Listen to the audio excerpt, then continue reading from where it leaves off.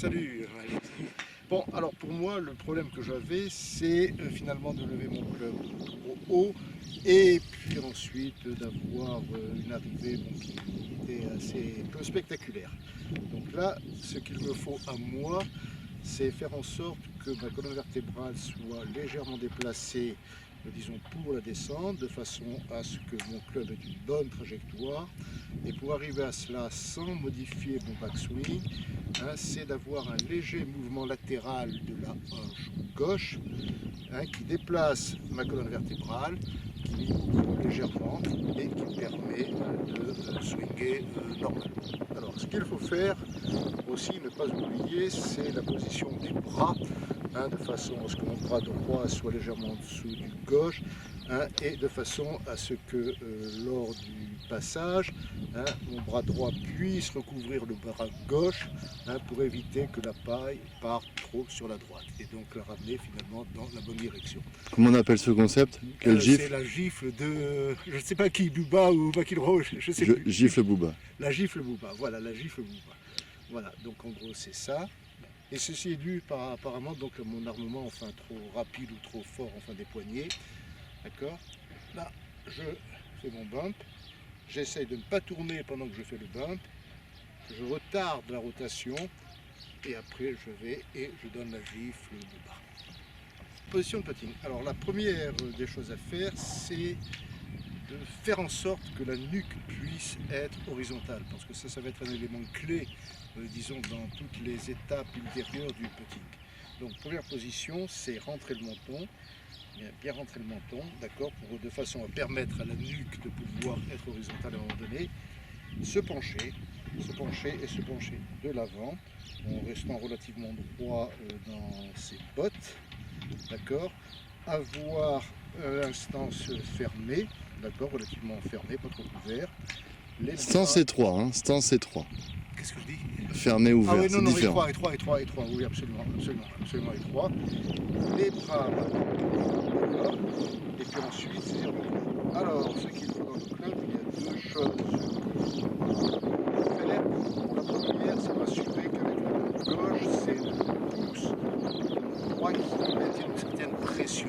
C'est le doigt qui va exercer le plus de pression. Et deuxièmement, dans la prise que j'ai, c'est de ne pas aligner le doigt sur le shaft et avoir finalement une espèce de prise de revers. Bien entendu, faire en sorte que les bras soient aussi souples que possible, pas de raideur, pas de voilà, première chose. Deuxième chose, c'est le volant, donc c'était normal. Essayer de penser à un cornichon, deux cornichons. Et ça me donne mon rythme. Cornichon, deux cornichons. Bon, bien entendu, lorsque je vais m'aligner, je penserai aux exercices qu'on a fait pour lire la pente. Et une fois ceci fait, lorsque j'ai mon point, disons ma cible bien en tête, c'est avoir vérifié d'abord la trajectoire avec le doigt, d'accord, et deuxièmement, lorsque je suis prêt à partir, appliquer la théorie des 4 secondes, c'est-à-dire me concentrer sur ma cible pendant 4 secondes, et puis ensuite de putter. Okay. Lecture de pente. La première des choses à faire, c'est de voir si on est à droite ou si on est à gauche, si on monte ou si on descend.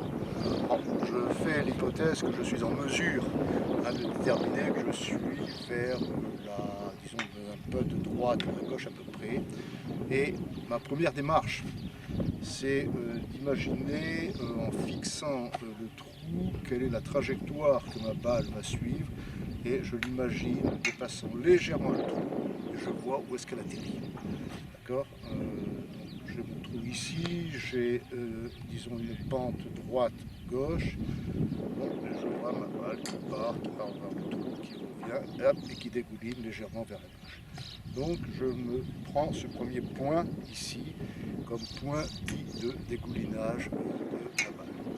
À partir de cela, je regarde le point le plus haut du trou, de façon à pouvoir déterminer l'axe, disons, de la plus grande hauteur du trou, et qui me permettra d'avoir une idée où je dois placer mon point, disons, de vision, hein, de façon à permettre à ma balle, cette fois-là, de ne pas aller trop à gauche, mais d'aller directement au trou. Donc, je regarde quel est mon point le plus haut du trou, et je le prends comme centre de l'axe de symétrie entre le point où j'avais imaginé le dégoulinage final de la balle et le point où je devrais finalement viser. Donc, je prends ce point comme point, disons, visé. À ce stade, je prends ma position telle qu'on l'a décrite tout à l'heure, et ce qu'il me faudra, c'est m'assurer qu'à un moment donné, je me dirige bien vers le deuxième point que j'ai déterminé comme point objectif, comme point de cible. Je le fais, je prends ma position, je m'assure que ma nuque est relativement horizontale et finalement, en pivotant autour de la nuque, mais sans tourner l'axe de la nuque, eh bien, je m'assure, en suivant mon doigt, que ma direction est bonne. Et après, je putt en appliquant, disons, théorie du 1 cornichon, 2 cornichons, pour déterminer un cornichon, 2 cornichons. Bunker. Bunker. Ah, ça c'est difficile, ça, bunker. Alors, bunker, première des choses à faire, c'est finalement prendre le club le plus ouvert que l'on ait. Et si finalement on n'a pas un club qui n'est pas suffisamment ouvert, on ouvre le mien. Et là, comme j'ai un 56, je préférerais que ce soit plus ouvert. Ce que je fais, ça sera d'ouvrir mon club. Alors, j'ai ma balle, j'ouvre mon club, d'accord, et je regarde quelle est la direction du shaft. Et je m'assure que la direction du shaft, lorsque je prendrai ma position, soit dirigée vers mon nombril, et disons perpendiculaire à mon corps. Ce qui signifie qu'à un moment donné, je pourrais me retrouver derrière la balle et avoir une orientation qui soit à gauche de la balle parce que je me suis ainsi déplacé. Donc ça, c'est ma première phase de procédure. Deuxième phase de procédure, j'appliquerai la théorie du cercle avec un petit addendum, c'est-à-dire que je reste connecté, un bras connecté au corps, avec mon point de pivot qui est le nombril. Je pivote en gardant un Y formé par le shaft et mes deux bras, et à un moment donné je vais armer, et en armant j'obtiendrai le L. Alors ceci étant, il faut que mon poids soit vers la gauche, que je sois relativement bien ancré dans le sol, et qu'à un moment donné je fléchisse mon genou de façon à cacher dans la mesure du possible mes orteils. Et donc je peux armer et swinger en gardant mes bras connectés, mais alors le point important à éviter qu'à un moment donné ma colonne vertébrale se penche vers l'arrière, au contraire soit penchée vers l'avant, et que mon épaule droite soit aussi avancée que possible, ce qui me permet donc, cette espèce de transfert de poids, et ce qui me permet aussi de fermer le cercle que j'ai en amenant ma tête de club vers la gauche. Voilà, donc c'est quelque chose qui serait comme ça, hop, voilà, je ne sais pas si c'est bon ou pas. Non, sans fermer la phase de club. Sans fermer la phase de club. Pas de gifle booba. Voilà, ah oui c'est ça, oui, ça, voilà.